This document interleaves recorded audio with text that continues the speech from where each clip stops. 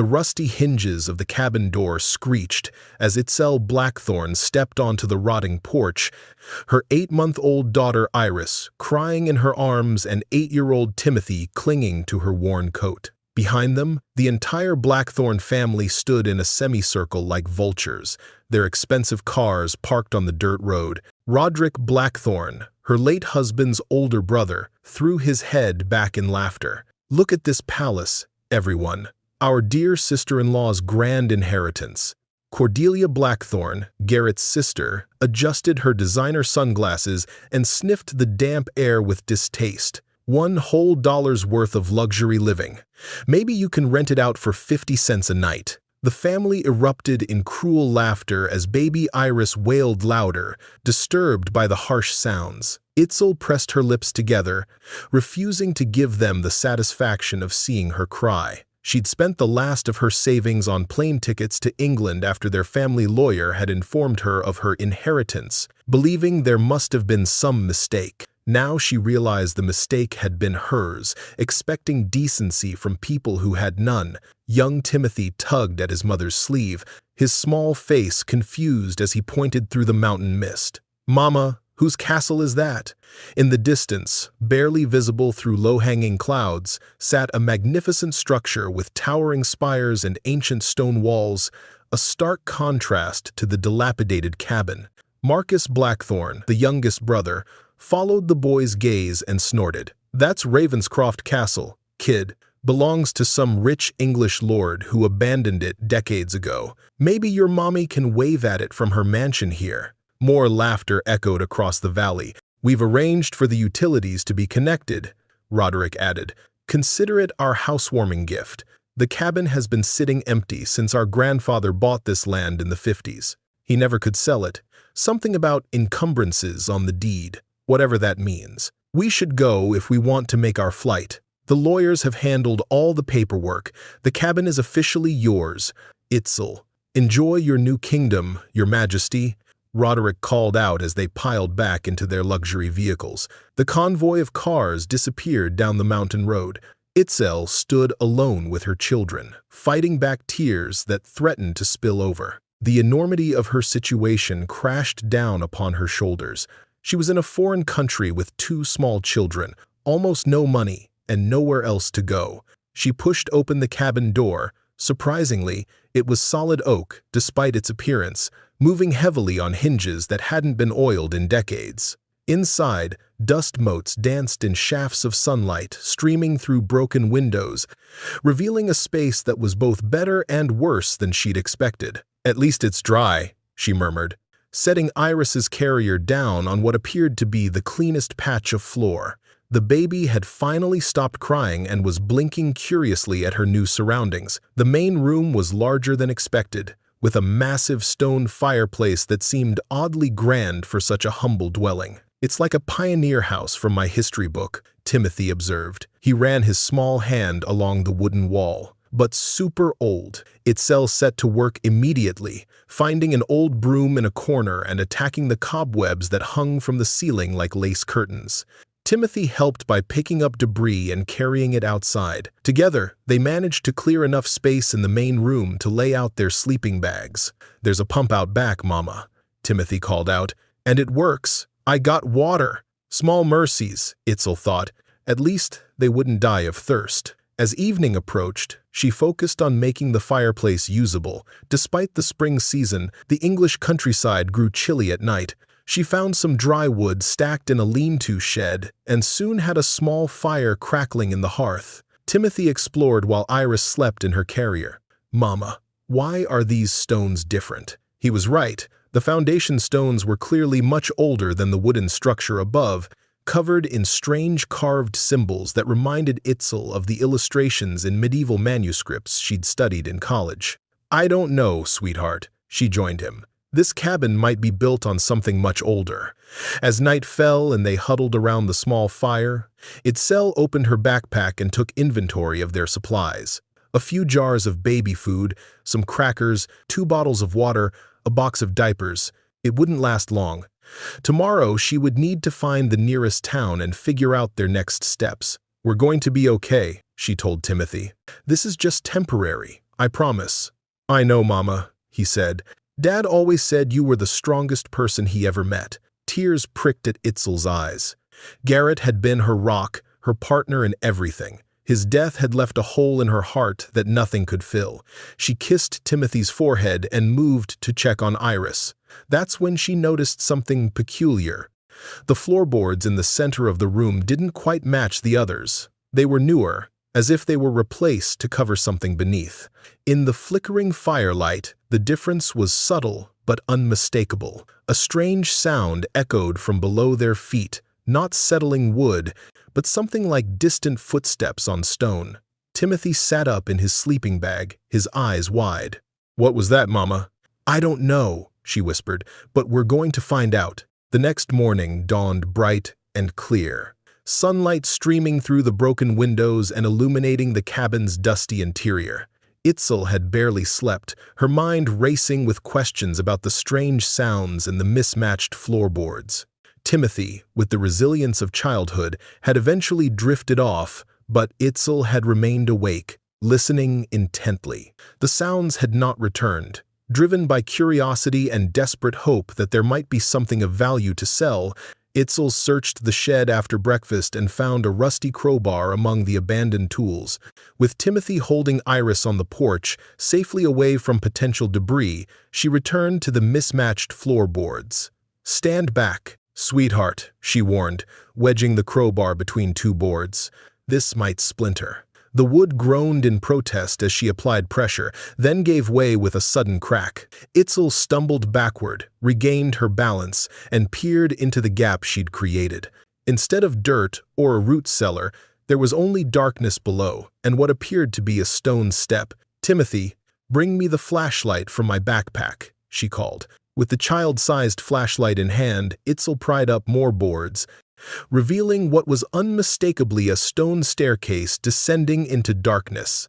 The steps were cut from solid rock and disappeared into the earth beneath the cabin. "What is it, Mama?" Timothy asked. "I'm not sure," Itzel replied, "but I think someone built this cabin over something much older." She debated what to do. The responsible choice would be to secure the opening and head into town for supplies. But the mystery beneath her feet pulled at her, and practical concerns, like what to do with Iris, momentarily faded. "Can we go down there?" Timothy's voice quivered. Itzel made a quick decision. She fashioned a secure sling for Iris from her jacket, binding the baby tightly to her chest. "Stay right behind me," she instructed Timothy, handing him the flashlight. "If I tell you to go back up, you do it immediately. Understand?" Timothy nodded solemnly, clutching the flashlight with white-knuckled determination. The stone steps were worn smooth by centuries of use, dipping slightly in the middle where countless feet had trod.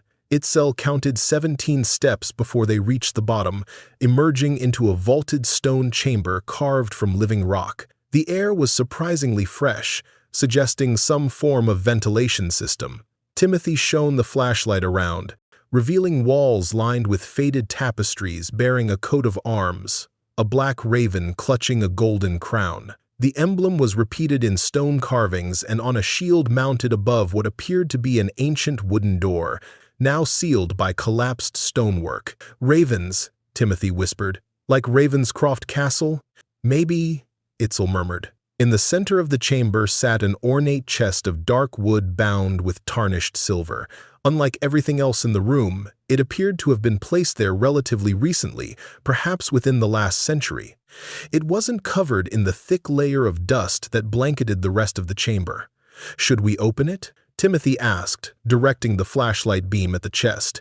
Itzel approached cautiously, half expecting it to be locked, but the lid lifted easily on well-oiled hinges. Inside, wrapped in oiled leather that had preserved them perfectly, they found a stack of documents that made Itzel's breath catch in her throat. The top document was a royal patent written on vellum, bearing a seal that even Itzel, with her limited knowledge of British history, recognized as dating back hundreds of years. Beneath it were property deeds, maps, and genealogical charts, all preserved with obvious care. "What is it, Mama?" Timothy asked. Itzel's hands trembled as she carefully unfolded the documents one by one, laying them on the stone floor. What she found stunned her into silence. royal patents and land grants dating to 1398, bearing the seal of King Richard II, property deeds for Ravenscroft Castle and 14 surrounding acres. A complete family genealogy tracing the Blackthorn line back to Crusader Knights. A survey map showing underground passages connecting the Cardandad cabin site to the castle, and at the bottom of the chest, a modern envelope addressed simply, "To my beloved Itzel." She recognized Garrett's handwriting immediately, and tears sprang to her eyes. With shaking fingers, she opened the envelope and unfolded the letter inside. "My darling Itzel," it began in Garrett's familiar script. "If you're reading this, they've given you what they think is worthless. The truth is beneath your feet. Our children's legacy awaits across the valley. My brothers and sister know nothing of our true heritage. My grandfather kept it from them, fearing their greed. Now it falls to you to reclaim what rightfully belongs to our children. Trust no one from my family. The proof you need is all here. All my love, forever, Garrett." Itzel pressed the letter to her heart, a sob escaping her lips.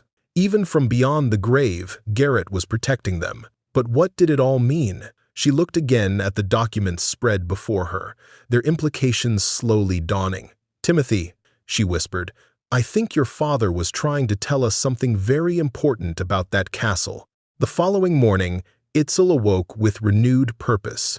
She'd spent half the night studying the documents by firelight, her mind reeling with their implications. If what she'd discovered was true, and the evidence seemed undeniable, then the Blackthorns' cruel joke had backfired spectacularly.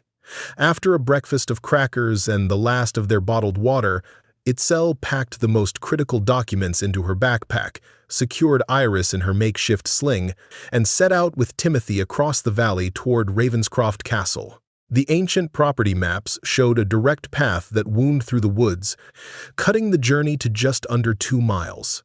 "Are we really going to the castle, Mama?" Timothy asked. The adventure had lifted his spirits considerably. "We are," Itzel confirmed. The path emerged from the woods onto a well-maintained road. What Itzel discovered took her breath away. Ravenscroft Castle wasn't abandoned as Marcus had claimed. It was beautifully maintained, with manicured gardens and a steady stream of visitors lining up at the entrance. Tour buses were parked in a modern lot, and signs directed visitors to a gift shop and cafe. "Is it open to people?" Timothy asked. "It seems that way," Itzel murmured, approaching the main entrance where a ticket booth had been set up against the ancient stone walls. At the entrance, a brass plaque caught her attention. It read, "Ravenscroft Castle, managed by Ashworth Heritage Management. Private ownership disputed since 1943. Daily tours available." Itzel stared at the words, "ownership disputed." It aligned perfectly with what she'd discovered in the documents. A legal battle had erupted during World War II when the last known heir had died without children. According to the genealogy charts, Garrett's grandfather had been the rightful heir but had never pressed his claim, choosing instead to start a new life in America. A woman in her 50s approached, clipboard in hand, looking curiously at Itzel and the children. She wore a tailored blazer with a name badge that identified her as Dr. Helena Ashworth. "Can I help you?" she asked. "If you're here for the tour, tickets are available at the booth." "Actually," Itzel began hesitantly, "I'm here about the ownership situation mentioned on your plaque. That's a complicated legal matter handled by our solicitors in London." "If you're a journalist—" "I'm not," Itzel interrupted. "My name is Itzel Blackthorn. My late husband was Garrett Blackthorn, and I believe he, or rather, our children, may be the rightful heirs to Ravenscroft." "Blackthorn, you say? That name is certainly relevant to the castle's history. But we've had many claimants over the years." "I have documents," Itzel said. When Dr. Ashworth saw the ancient royal charter and property deeds, her professional composure cracked. She nearly dropped her clipboard, quickly motioning for them to follow her away from the public area. "Dear God," she whispered once they were inside her private office, examining the documents with a jeweler's loupe she'd pulled from her desk drawer. "These are genuine. The wax seal, the parchment aging, the ink composition, all consistent with late 14th century documentation. She looked up at Itzel with new respect. "Do you realize what this means?" "I'm beginning to," Itzel replied, "but I'd appreciate your expertise." Dr. Ashworth set down the loop and leaned back in her chair. "This castle has been generating millions in revenue for decades, and legally, it all belongs to your children. The Ashworth Heritage Trust has been managing the property since the ownership dispute began, holding the profits in escrow until the true heir could be determined." Over the next hour, Dr. Ashworth gave them a private tour of the castle, revealing the full scope of what Itzel had inherited. The medieval structure was far more than just a historic building. It was a thriving enterprise.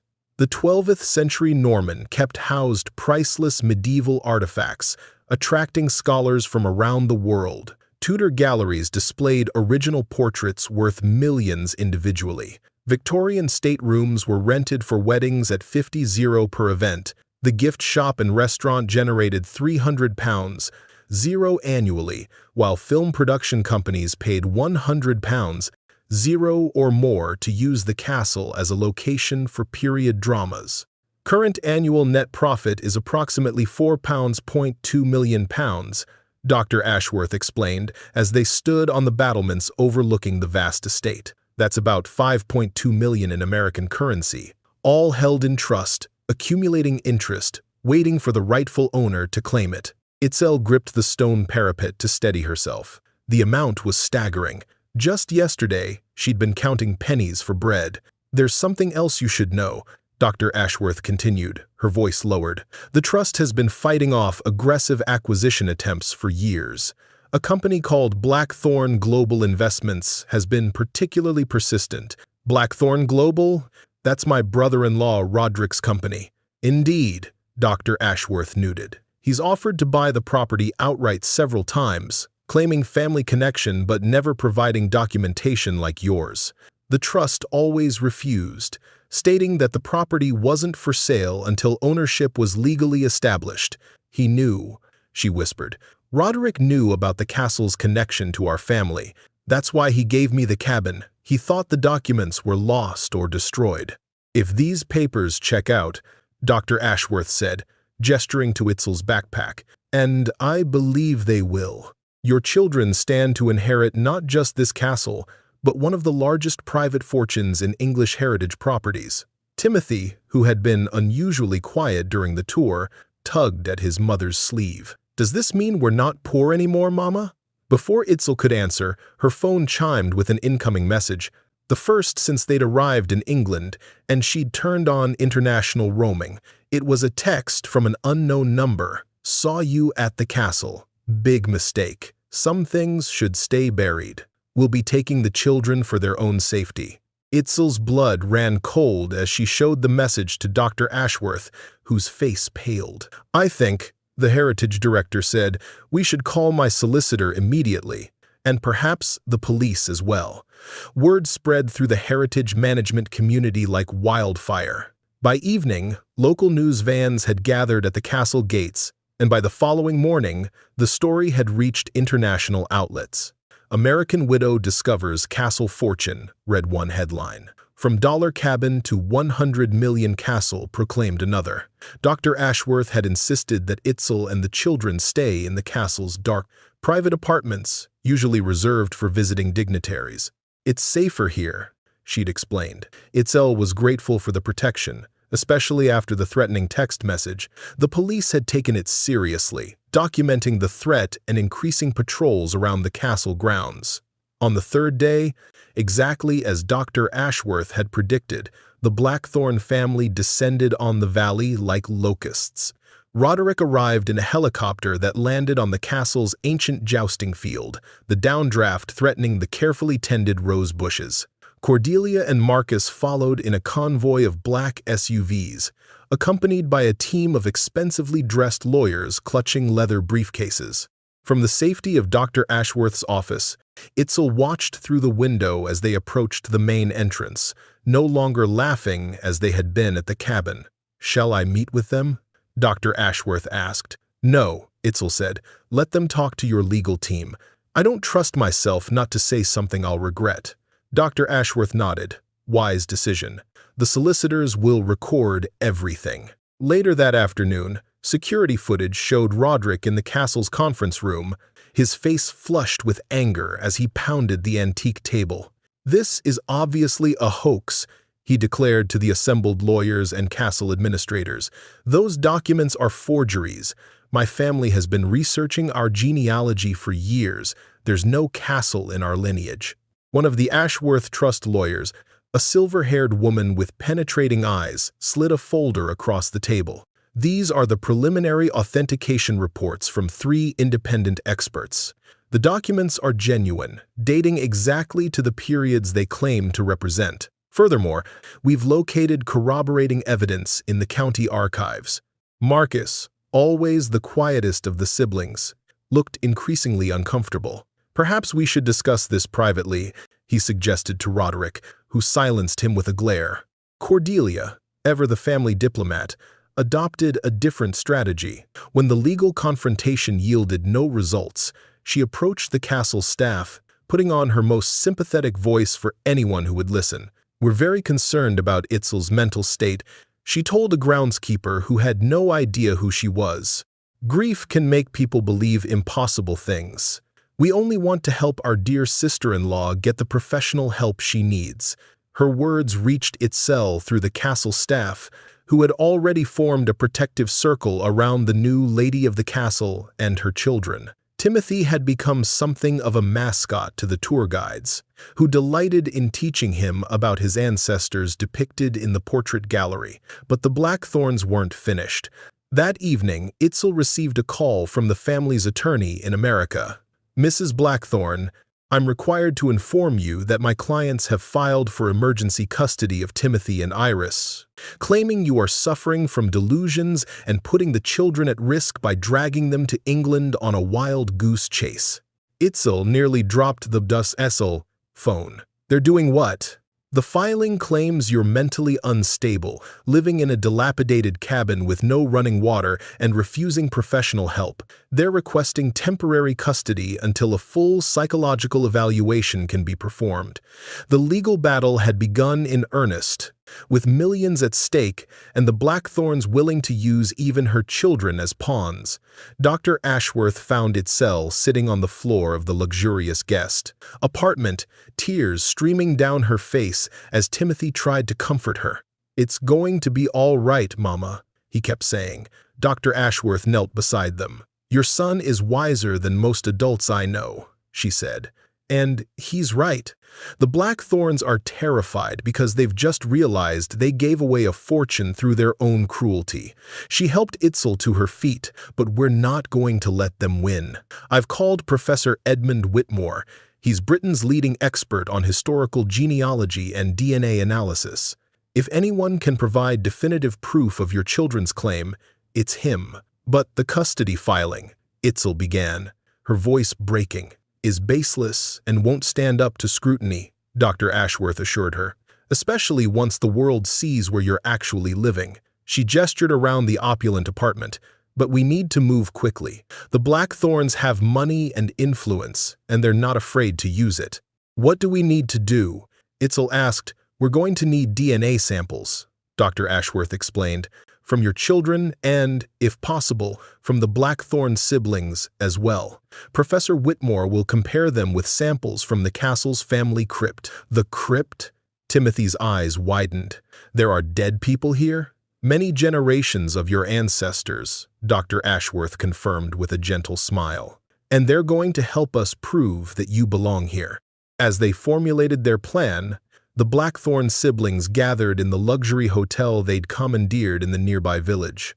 Roderick paced the room, a tumbler of whiskey in his hand. "This can't be happening," he fumed. "That gold-digging nobody can't possibly steal what should be ours." "Perhaps we should consider a settlement," Cordelia suggested. "If the documents are authentic, they can't be," Roderick exploded. "And even if they are, who's to say Garrett's brats are the rightful heirs? For all we know, she cheated on him. We should demand paternity tests." Marcus, staring out the window at the castle silhouetted against the evening sky, spoke without turning around. "What if we've been wrong all along?" What if grandfather knew about the castle and deliberately kept it from us? Roderick's glass shattered against the wall near Marcus's head. Don't you dare suggest that. We're the true Blackthorns. That woman and her children are nothing. As Marcus dabbed whiskey from his sleeve, a hotel porter knocked on the door, delivering an envelope bearing the Ashworth Heritage Trust seal. Inside was a formal invitation. The board of the Ashworth Heritage Trust requests the pleasure of your company at Ravenscroft Castle tomorrow at 10 a.m. for a genealogical presentation by Offers, Professor Edmund Whitmore, regarding the definitive determination of Ravenscroft's rightful heirs. Cordelia scanned the invitation, then looked up at her brothers with trepidation. It sounds like they've found something conclusive. Or they're bluffing, Roderick countered. Get me our PR team. We're going to need to control this narrative before it gets out of hand. Professor Edmund Whitmore arrived at Ravenscroft Castle at dawn, a compact man with wild white hair and the energetic demeanor of someone half his 70 years. He carried specialized equipment in aluminum cases and was accompanied by 2 graduate students who treated him with reverent deference. "Dr. Ashworth, wonderful to see you again," he called out. "And this must be Mrs. Blackthorn and the young heirs." He beamed at Itzel and the children. "Remarkable story. Simply remarkable. Can't wait to get to the bottom of it." Itzel found his enthusiasm oddly comforting after days of tension. "Thank you for coming, Professor. I understand you're the best in your field." "Oh, the very best," he agreed.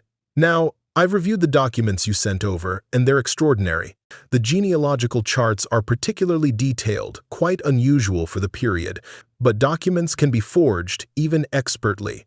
DNA, however, never lies." Over the next few hours, Professor Whitmore and his team set up a mobile laboratory in one of the castle's modernized chambers. They took cheek swab samples from Timothy and Iris, carefully cataloging them in sterile containers.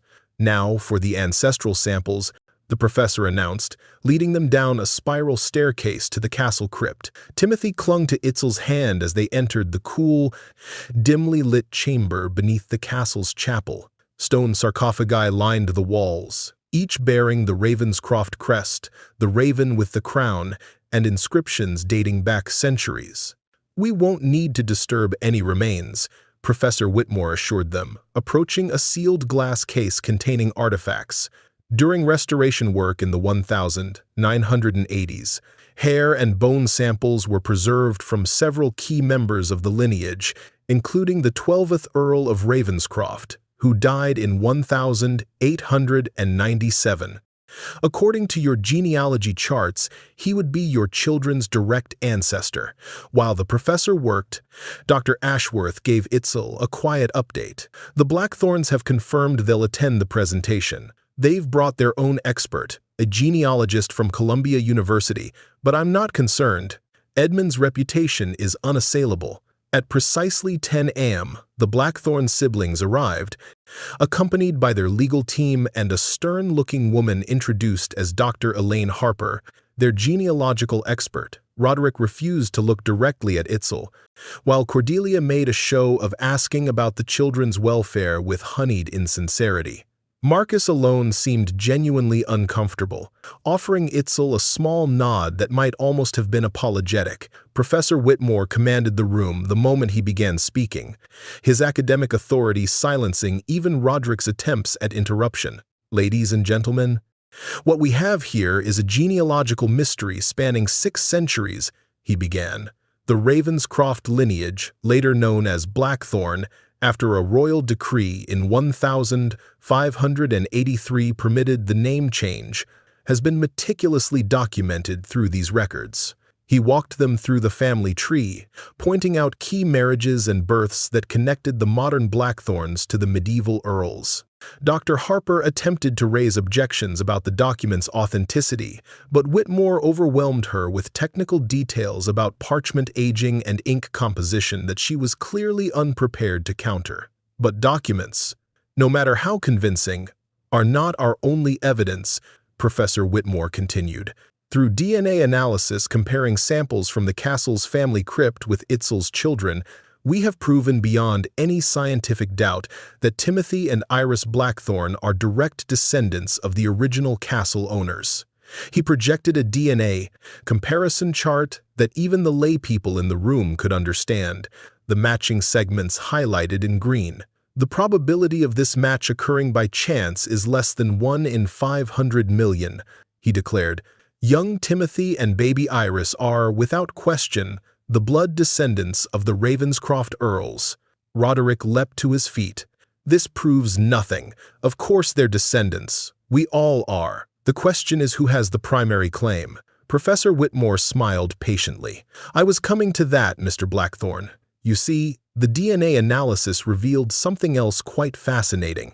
He clicked to the next slide. When we compared your DNA profile, obtained from the water glass you used during yesterday's meeting, with the ancestral samples, we found something unexpected. The new chart showed far fewer green segments in Roderick's column. You, Mr. Blackthorne, along with your sister and brother, are indeed related to the Ravenscroft line, but not through the direct male lineage as young Timothy Island. Your connection comes through a female relative who married into the family in 1897. In genealogical terms, you are descendants of a cadet branch, a secondary line with no direct claim to the titles or entailed properties. The great hall fell silent as the implications sank in. Then Dr. Ashworth delivered the final blow. Moreover, our archivists have made an extraordinary discovery in the castle records.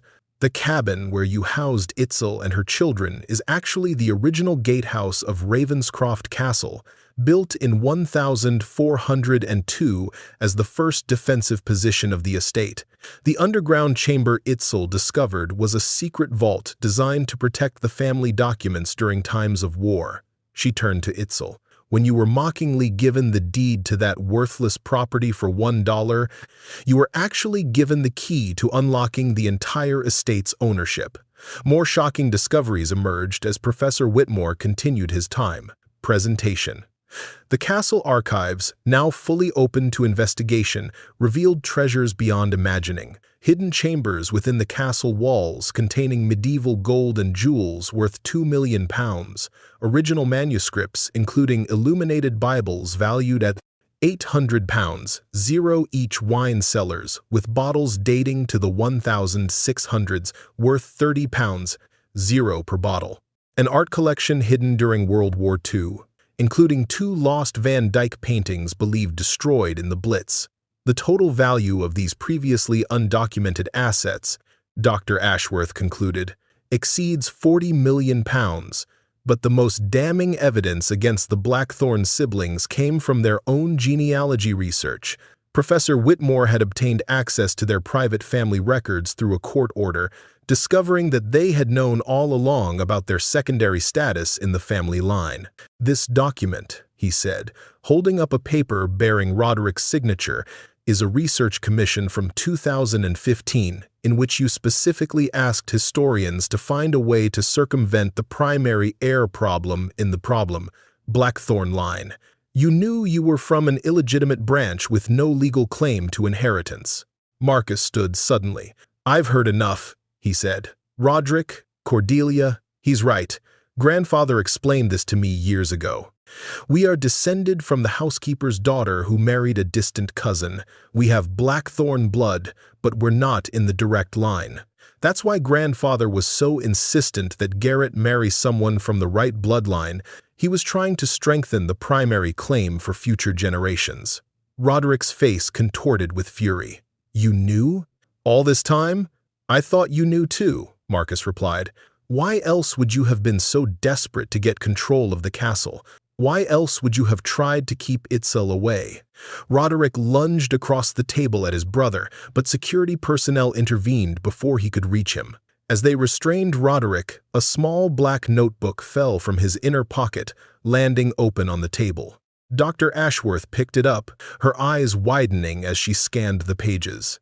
This is a record of property transactions, she said. Properties belonging to elderly Blackthorne relatives, all transferred to Blackthorne Global Investments. She looked up at Roderick, who had stopped struggling against the security guards. Did these relatives know they were signing over their assets to your company?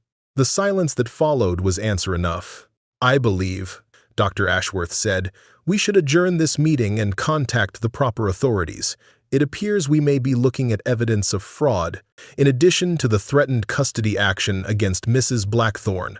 As the Blackthorne siblings were escorted from the Great Hall, Roderick and Cordelia fuming, Marcus with his head bowed. Timothy tugged at Itzel's sleeve. "Mama," he whispered, "does this mean the castle really belongs to us now?" Itzel knelt to look her son in the eyes, aware that their lives had changed irrevocably in the span of a single morning. "It seems that way, sweetheart, but more importantly, we've discovered the truth about your father's family, the real truth." Professor Whitmore packed away his equipment, beaming with satisfaction. "Genealogy is never just about the past, Mrs. Blackthorne," he observed. "It's about understanding who we are in the present. Your children are the true heirs of Ravenscroft, not just by blood, but by character. Your late husband would be proud."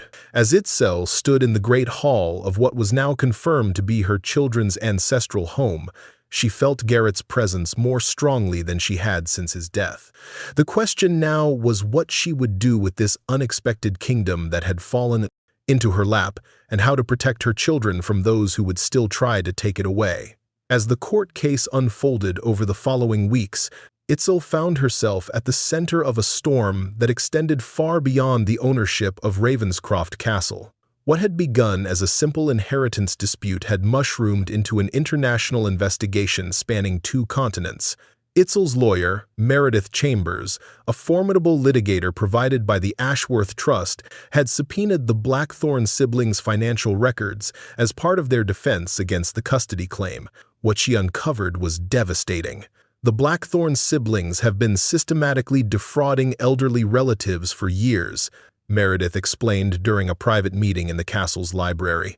They used forged documents to claim inheritances that weren't rightfully theirs. Dr. Ashworth, who had become Itzel's closest ally, shook her head in disgust. "How many victims are we talking about?" "At least 7 that we can document," Meredith replied. "All elderly Blackthorne relatives, most suffering from dementia or other cognitive impairments.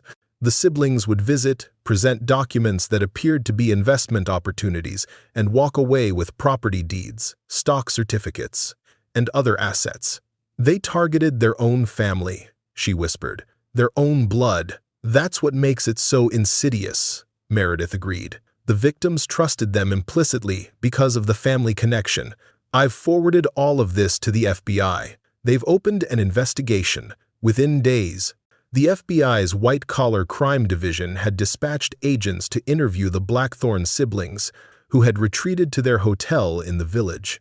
Bank records obtained through federal warrants showed they'd stolen over $3.2 million from family trusts and elderly relatives across 3 states. The investigation quickly spiraled, with financial crimes investigators from both American and British authorities collaborating across borders. The Blackthorns' assets were frozen, and their passports confiscated to prevent flight risk. Meanwhile, the custody case against Itzel collapsed as spectacularly as it had been filed.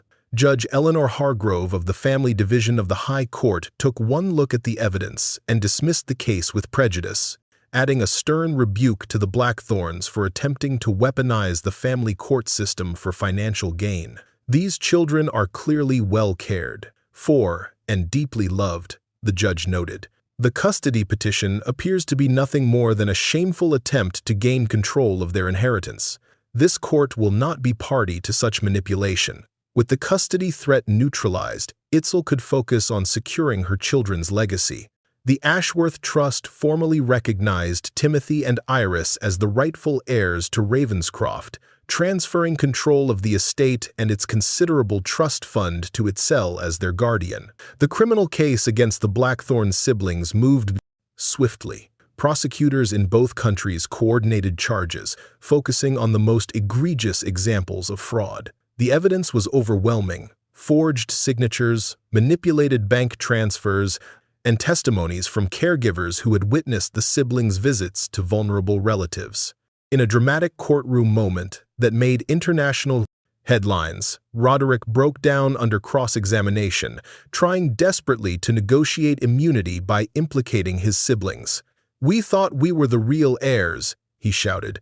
"We deserved that money more than some stranger Garrett dragged home." Cordelia maintained her innocence until presented with her own signature on forged documents. She actually fainted when the judge announced criminal charges, collapsing in the witness box and requiring medical attention before proceedings could continue. Marcus, surprisingly, offered a full confession and expressed genuine remorse. "I was weak," he admitted to the court.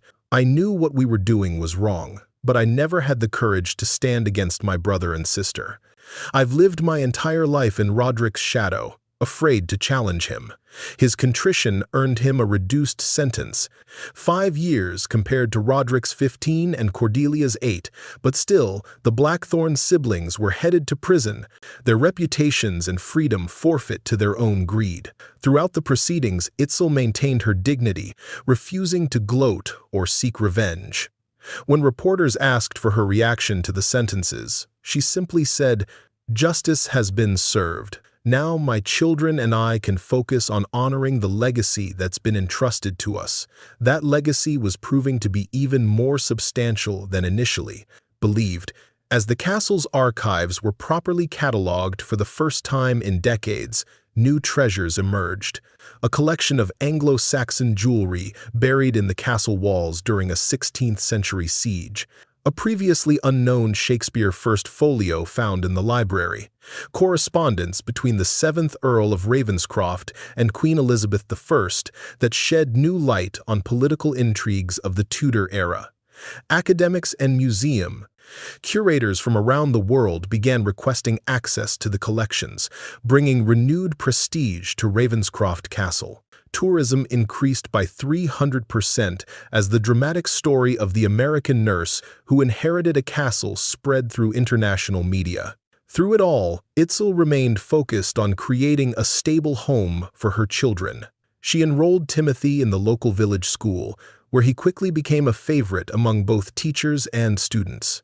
Baby Iris thrived as well, taking her first steps in the castle's rose garden under the watchful eyes of staff who had rapidly become like extended family. Dr. Ashworth, in particular, had assumed a grandmother-like role, doting on both children and offering Itzel guidance on navigating her new position. "You're doing remarkably well," she told Itzel one evening, as they sat in the private family drawing room. Many people would be overwhelmed by such a sudden change in circumstances.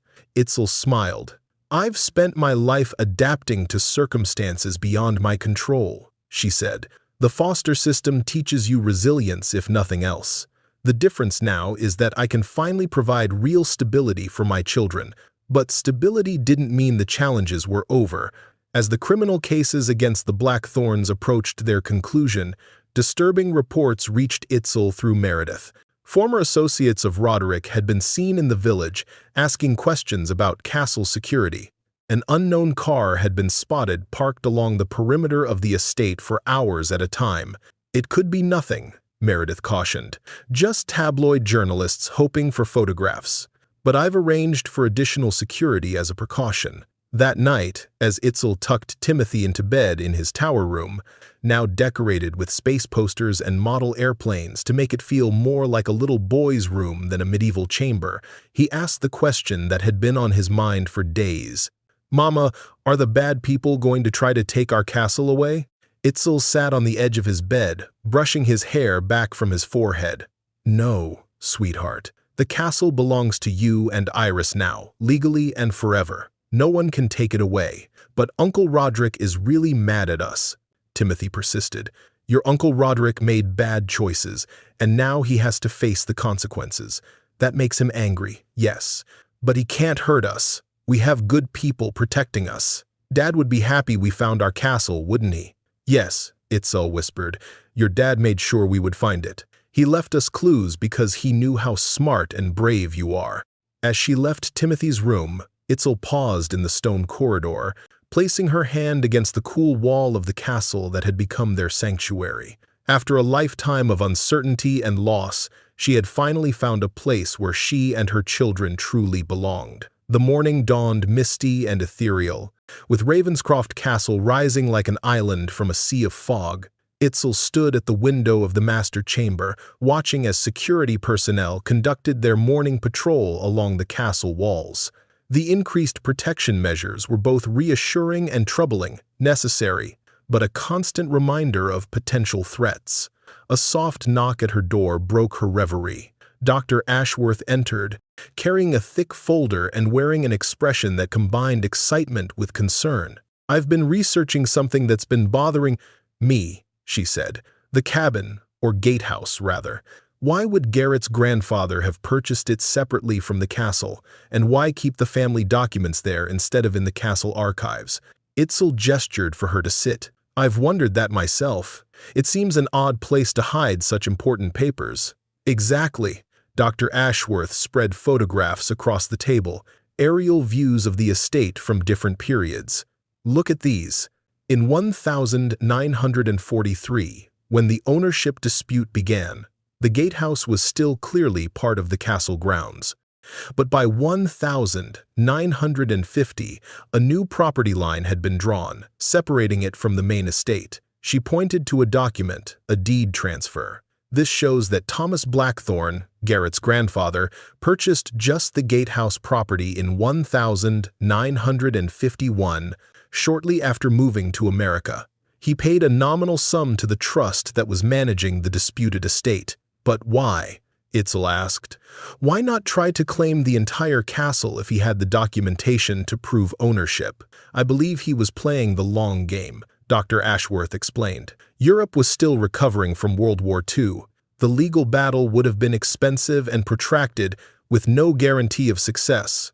By purchasing just the gatehouse, which everyone else considered worthless, he secured the documentary evidence for future generations while avoiding a direct confrontation.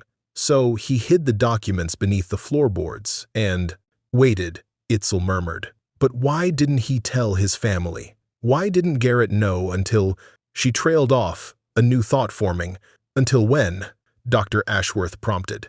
"Until shortly before he died," Itzel said. "Garrett made a trip to visit his grandfather's sister, his great-aunt Eleanor, about 3 months before his accident. He came back different somehow, more serious. He started researching family history, spending hours on genealogy websites. Eleanor Blackthorne is still alive. She's 94 and lives in a retirement community in Virginia. I found her while tracing the family connections. You think she told Garrett about the castle? About the documents in the gatehouse? It would explain the timing," Dr. Ashworth confirmed. "And there's something else. According to the visitor logs at her retirement community, Roderick visited Eleanor 2 weeks after Garrett did, and 2 more times before Garrett's death. You think Garrett's death wasn't an accident? I think we need to speak with Eleanor Blackthorne, and we need to be very careful about who knows we're doing it." Within hours, a plan had crystallized. Dr. Ashworth would fly to Virginia to interview Eleanor personally, under the guise of collecting oral histories for the castle archives. Itzel would remain at Ravenscroft with the children, maintaining normal routines to avoid arousing suspicion. Meredith Chambers, who had joined their inner circle of trust, arranged for additional security measures, subtle ones that wouldn't be easily detected. Castle staff were vetted more thoroughly, visitor logs scrutinized, and Timothy's school was briefed on enhanced pickup procedures. "We're probably being overly cautious," Meredith acknowledged, "but with the sentencing hearing approaching, tensions are high. We can't be too careful." The next 5 days passed with excruciating slowness. Itzel maintained a calm exterior for Timothy's benefit, but internally she was a bundle of nerves. Each night, she checked and rechecked the locks on the children's rooms, grateful for the castle's thick walls and limited access points. On the evening of the 5th day, Dr. Ashworth returned, looking exhausted but triumphant. She met Itzel in the secure conference room they'd established in the castle's former war room, deep within the Norman keep. "Eleanor Blackthorne is a remarkable woman," she began, sharp as a tack at 94, and not at all intimidated by Roderick or his threats. "She confirmed our suspicions, and then some." Dr. Ashworth played a recording of the interview. Eleanor's voice was thin but clear, her Virginia accent still strong despite decades of upper-class elocution lessons. Of course, I told Garrett about his inheritance. It was his birthright. Thomas, my brother, made me promise to tell only the direct heir, and only when the time was right. When Garrett visited me last year and told me about his children, I knew it was time. The direct line would continue. Dr. Ashworth fast-forwarded through some general conversation to another key section. Roderick was furious when he found out I'd spoken to Garrett, demanded to know what I'd told him. When I wouldn't say, he threatened to have me declared incompetent and put in a home. Said he'd take control of my affairs for my own good. But I've outlasted smarter men than my grandnephew. I told him nothing. There were more details about the history of the gatehouse, how Thomas had discovered the hidden chamber during a childhood visit to England, how he had meticulously preserved the documents even as he built a new life in America. He always meant to reclaim the castle, Eleanor explained, but the war came and then business troubles. He died believing he'd failed, but he made me promise to watch over the direct line. When Garrett married that lovely nurse, I was so pleased. She has the strength the Blackthorns have always needed. Did she say anything about Garrett's death? Itzel asked. Dr. Ashworth nodded. She doesn't believe it was an accident. Garrett called her the night before, excited about something he'd discovered in the family research. He told her he was going to confront Roderick the next day. That was the last time she heard from him. The brakes on his car failed, Itzel said. The police said it was mechanical failure, wear and tear, but Garrett was meticulous about maintenance. He never missed a service appointment. Eleanor thinks Roderick found out about the gatehouse but not the exact location of the documents. That's why he gave it to you. He hoped you'd sell it quickly out of desperation, and he could buy it back through a shell company. But I didn't sell, Itzel murmured. I stayed, and found exactly what he'd been searching for. Dr. Ashworth reached across the table and squeezed Itzel's hand. Eleanor recorded a formal statement for the authorities. She's also amended her will to leave everything to your children, with you as trustee. She's quite wealthy in her own right. Her late husband founded a pharmaceutical company. What do we do with this information? She asked finally.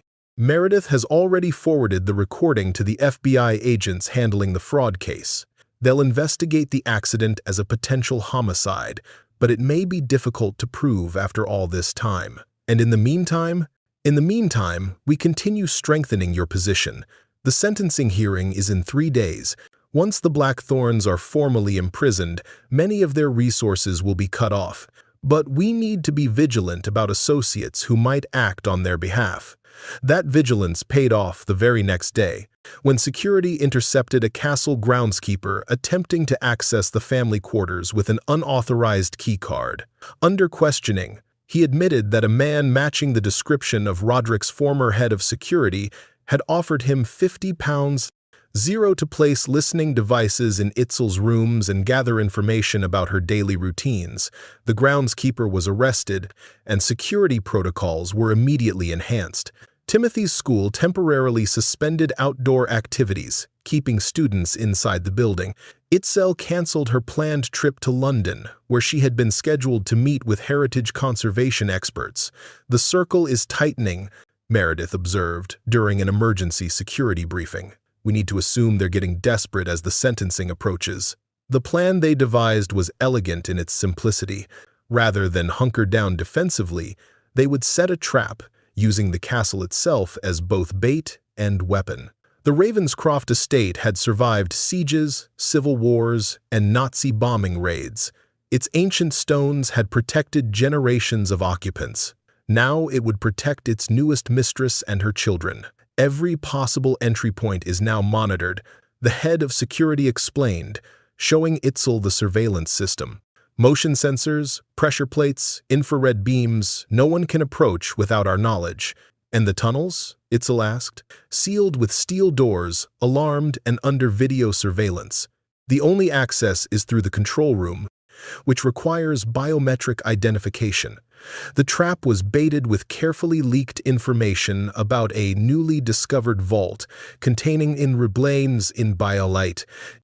Additional documentation about the Blackthorn inheritance.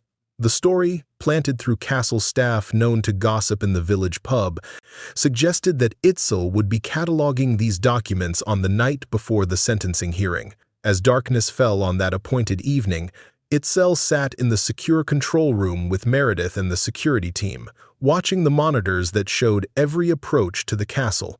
Timothy and Iris had been secretly relocated to Eleanor Blackthorn's Virginia estate that morning, accompanied by Dr. Ashworth and a private security detail. Movement at the north perimeter, the security chief announced just after midnight. 3 individuals approaching through the woods. Itzel leaned forward, studying the thermal imaging that showed 3 figures moving with practiced stealth toward the castle. They avoided the main paths, keeping to the shadows of ancient oak trees that dotted the estate. "They're heading for the old priest's hole entrance," Meredith observed, "just as we anticipated. Hold positions," the security chief instructed his team through the radio. "Let them enter the containment zone." Itzel watched, heart pounding, as the intruders reached the castle wall and began working on the ancient door with modern tools. Within minutes, they had breached the outer defenses and entered the narrow passage that would lead them to the Great Hall. "They're in the containment corridor," the security officer confirmed. "On my mark, 3, 2, 1, execute." On every monitor, Itzel watched as hidden doors slammed shut, trapping the intruders in a stone corridor with no exit. Lights flooded the space, momentarily blinding the men, and security personnel in tactical gear swarmed in from concealed positions. The operation was over in seconds. The intruders, Roderick's former security chief and 2 hired men with military backgrounds, were disarmed and restrained without a shot being fired. "We got them," Meredith said, "and the police have already arrested Roderick's attorney, who was waiting in a car half a mile away. His phone contains text messages explicitly ordering the men to eliminate the problem permanently." Itzel slumped in her chair, relief washing over her. "It's over then." "Yes," Meredith confirmed. "This is the evidence we needed. Attempted murder charges will be added to the fraud case. Roderick won't see freedom again for decades, if ever, and my children will be safe," Itzel whispered. The courtroom fell silent as Judge Malcolm Harrington prepared to deliver his verdict. The trial of the Blackthorn siblings had captivated the public imagination for weeks, with daily news coverage and courthouse crowds that required additional security. Today's sentencing hearing marked the culmination of a legal process that had exposed decades of fraud, manipulation, and ultimately, attempted murder. Itzel sat in the front row beside Meredith, her posture straight and her expression composed. Behind her, the gallery was packed with journalists, legal observers, and many of the Blackthorn's victims, elderly relatives who had finally seen justice for the assets stolen from them. At the defense table, the siblings presented a broken tableau. Roderick, once imperious and commanding, now sat hollow-eyed in his prison jumpsuit, the evidence of his murder plot having shattered any chance of leniency. Cordelia, her designer clothes exchanged for institutional garb, stared fixedly at her folded hands. Only Marcus showed any animation, occasionally turning to make eye contact with Itzel, his expression a complex mixture of remorse and resignation. Judge Harrington cleared his throat, silencing the last whispers in the courtroom. "In my 30 years on the bench, I have rarely encountered a case that combines such calculated greed with such callous disregard for family bonds," he began. "The evidence presented in this court has established beyond any reasonable doubt that the defendants engaged in a systematic conspiracy to defraud their own relatives, many of them elderly and vulnerable." He addressed each sibling individually, outlining their specific crimes and the evidence against them. When he came to the murder conspiracy, his tone grew even more severe. "Mr. Blackthorn, the evidence indicates that your brother's death was not the accident it appeared to be. While the reopened investigation continues, this court finds the evidence of your subsequent attempt to eliminate Mrs. Blackthorn and her children both credible and profoundly disturbing." The judge's ruling was swift and decisive, Roderick sentenced to 15 years for fraud, with additional charges pending for conspiracy to commit murder. Cordelia receiving 8 years for her role in the financial crimes, and Marcus, in recognition of his cooperation and apparent remorse, sentenced to 5 years with eligibility for parole after 3. Furthermore, the judge continued, this court orders full restitution to all victims, including the return of all misappropriated assets to their rightful owners. The defendant's personal assets are to be liquidated as necessary to satisfy these judgments.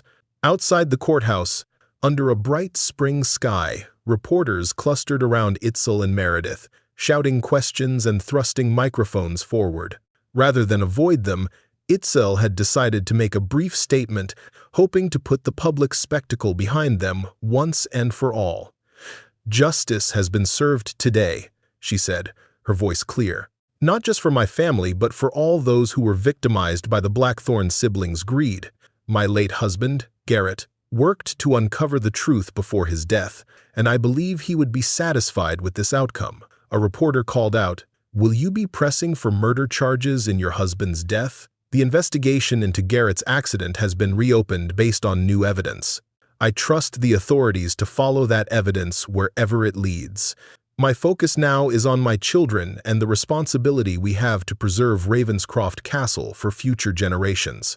How does it feel to go from nearly homeless to owning a castle worth millions? "The value of Ravenscroft isn't in its price tag," Itzel replied. "Its true worth lies in its history, its cultural significance, and what it represents to the community that has maintained it for generations. My children and I are merely the current caretakers of a legacy that stretches back 6 centuries." Before more questions could be shouted, Meredith stepped forward. "That's all for today. Mrs. Blackthorne will be focusing on her family and the Ravenscroft Heritage Foundation, which will be announced next week. Thank you." They made their way through the crowd to a waiting car, where Dr. Ashworth sat with Timothy. The boy had insisted on being present for the sentencing, feeling it was important to see this conclusion for himself. At 8 years old, he understood more than most children his age, having lived through extraordinary circumstances that had forced him to grapple with adult concepts of justice and betrayal. "Is it really over, Mama?" he asked. Itzel put her arm around him, drawing him close. "Yes, sweetheart, this part is over. Now we can focus on building our new life." Dr. Ashworth smiled from across the car. "And what a life it will be. The Heritage Board is thrilled with your plans for the castle." Those plans had evolved over weeks of careful consideration. Rather than treating the castle as a private residence isolated from the surrounding community, Itzel had decided to expand its role as both historical monument and living cultural center. The Great Hall would host educational programs for local schools. The extensive grounds would be opened for community events. And most significantly, a portion of the castle's tourism revenue would fund scholarships for children who had lost parents, a tribute to Garrett's memory. The court's ruling had been swift and decisive. Itzel and her children were the sole legal heirs to Ravenscroft Castle and all its holdings. The fraudulent siblings faced federal prison sentences and were ordered to pay $7 million in restitution to their victims that afternoon. Local news crews captured the moment Itzel walked up the castle's grand staircase with Timothy, officially taking possession through a ceremonial key presentation by the Ashworth Heritage Trust. Timothy, wide-eyed despite having lived in the castle for weeks during the legal proceedings, whispered a question that made the assembled dignitaries smile. "Mama, do we really live in a castle now?" "Yes," Itzel replied. "This is our home, and we're going to make it a home for many others too." In the following days, a stream of well-wishers arrived at Ravenscroft, local villagers bringing traditional welcome gifts, academics eager to access the archives, even distant Blackthorne relatives who had suffered at Roderick's hands and now sought to establish connections with the real family they'd never known existed. Among these visitors was a surprise. Marcus Blackthorne's wife and young daughters, aged 6 and 3. Catherine Blackthorne, a quiet woman who had always seemed overshadowed by her husband's domineering siblings, requested a private audience with Itzel. "I want to apologize," she said. "I suspected what Roderick and Cordelia were doing, but I was too afraid to speak up. Marcus tried to distance us from their schemes, but he was always the weakest of the three." Itzel studied the woman, seeing not an enemy, but another victim of the toxic dynamics that had ruled the Blackthorn family. "Your husband showed courage in the end," she said. "He told the truth when it mattered most. He told me to come to you, to show our daughters that the Blackthorn name doesn't have to mean greed and cruelty. He wants them to know they're cousins, to be part of something better than what he was part of." The request touched something in Itzel that she hadn't expected, a desire for her children to know their extended family, to have cousins and connections beyond the tragedy that had brought them to Ravenscroft. "Your daughters will always be welcome here," she said finally. "Timothy needs a family too. We all do." As Catherine left, promising to return with the girls for regular visits, Itzel felt a weight lifting. The cycle of division and resentment that had poisoned the Blackthorn family for generations was finally breaking. In its place, something new and healthier could grow. That evening, as she tucked Timothy into bed in his tower room, now thoroughly child-proofed despite its medieval architecture, he asked a question that caught her off guard. "Mama, are we rich now?" "We have more than we need," she said. "The castle generates income that will support us and help others too. But true wealth isn't about money, Timothy. It's about having a home, people who love you, and the opportunity to make a difference in the world. Dad would be happy about the scholarship, wouldn't he? Helping kids like me who don't have both parents?" "Very happy," Itzel agreed. As she closed his door, leaving it ajar the way he preferred, Itzel paused in the stone corridor, overwhelmed by how far they had come. From the brink of homelessness to the stewardship of a historic estate, from isolation to the center of a community, from victims to victors. The journey seemed almost as fantastical as the fairy tales she'd once read to Timothy. But unlike fairy tales, their story wouldn't end with happily ever after. There would be challenges ahead, responsibilities to navigate, a legacy to honor.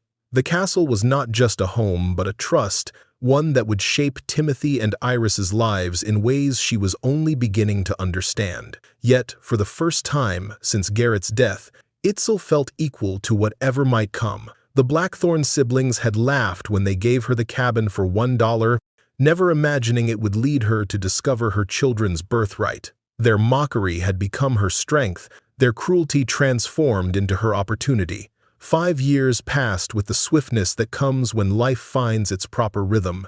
Ravenscroft Castle, once a symbol of ancient nobility, had transformed into something its medieval builders could never have imagined, a living legacy that balanced preservation with purpose, history with humanity. Timothy, now 13, had grown into a thoughtful young man who took genuine interest in his heritage. On weekends, he gave specialized castle tours for children, making history accessible through stories of knights, secret passages, and battles long past. And this is where they stored weapons during the Civil War, he explained to a group of wide-eyed schoolchildren, pointing to iron rings embedded in the wall of what was now the gift shop. Not the American Civil War, the English one, when Oliver Cromwell's men tried to take the castle. "My ancestors," he paused, still occasionally marveling at the concept, "supported the king, so they had to hide their best swords when Cromwell's soldiers came." Iris, at 5 years old, had no memory of the cabin or the struggle that had brought them to Ravenscroft. Born into near poverty but raised in privilege, she raced through halls where her ancestors had once ruled, treating ancient suits of armor like playground equipment, despite the tour guide's gentle reminders not to touch. "Careful, Miss Iris," called Albert, the head docent who had worked at the castle for 40 years. "Sorry, Mr. Albert," she called back, already dashing toward the next historical treasure that caught her eye. With her father's dark hair and her mother's determined spirit, Iris was the castle's living heartbeat, bringing childish laughter to rooms that had stood silent for centuries. Itzel had grown into her role as the steward of Ravenscroft with a grace that impressed even the most traditional members of British heritage circles. Under her guidance, the castle had maintained its historical integrity while evolving into a center for education and community. The cabin still sat across the valley, but now she'd restored it as a reminder of humble beginnings. Its roof had been replaced, windows repaired, and interior renovated to serve as a small museum telling the story of the castle's gatehouse and its pivotal role in preserving the Blackthorn legacy. Dr. Helena Ashworth, now in her 60s but still vibrant, had remained as the castle's heritage director and had become like family to the Blackthorns. She entered the solar, carrying a leather portfolio, her sensible shoes clicking on the stone floor. "The preparations for the Harvest Festival are complete," she announced. The annual Ravenscroft Harvest Festival had become a highlight of the local calendar, bringing together villagers, tourists, and heritage enthusiasts for a weekend of medieval-inspired celebrations. There would be archery competitions, traditional music, craft demonstrations, and a feast in the Great Hall that combined historical recipes with modern favorites. "Timothy is taking his role as host very seriously," Itzel replied. "He'll do splendidly," Helena assured her. "That boy was born for this.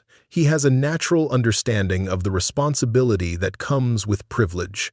Itzel nodded, pride warming her heart. Despite the extraordinary circumstances of their lives, she had worked hard to keep her children grounded, to instill in them the values that had guided her own life: compassion, hard work, and gratitude. Timothy helped with castle maintenance during school holidays, learning practical skills alongside the staff.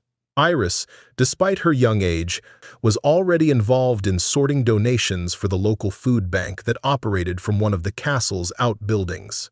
The contrast between their lives now and what might have been was never far from Itzel's mind. The Blackthorn siblings remained in prison, though Marcus had recently been granted parole for good behavior and had settled in a small town in the north, far from Ravenscroft and the painful memories it held. His ex-wife Catherine and their daughters were regular visitors to the castle, the girls now inseparable friends with Iris despite the age difference.